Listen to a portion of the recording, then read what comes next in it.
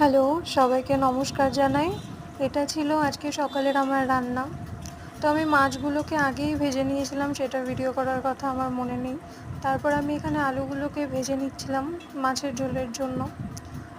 একটু লাল লাল করেই ভাজছিলাম। এরপর আমার বর খেতে চেয়েছিল মাছের তেল, ও খুব পছন্দ করে, ওই জন্য পেঁয়াজ আর বেগুন দিয়ে মাছের তেল ভেজে নিলাম। এইটা আলু ভাজার তেলেই এটাকে করে নিয়েছিলাম। তারপরে তেলের মধ্যে শুকনো লঙ্কা, তেজপাতা, কাঁচা লঙ্কা যেরকম যা ফোড়ন দেয় সেরকম ফোড়ন দিলাম। তার মধ্যে দিয়ে দিলাম কাঁচা পেঁয়াজ, কারণ আমি রুই মাছের ঝোলটা পেঁয়াজ রসুন দিয়েই রান্না করেছি। পেঁয়াজ দেওয়ার পরে তারপরে এর মধ্যে অ্যাড করেছি আমি রসুন কুচি এবং আদা কুচি। এগুলো অ্যাড করার পর এর মধ্যে যেগুলো নর্মাল গুঁড়ো মশলা থাকে সেগুলো দিয়ে একটু কষিয়ে নিয়েছি অনেকক্ষণ ধরে।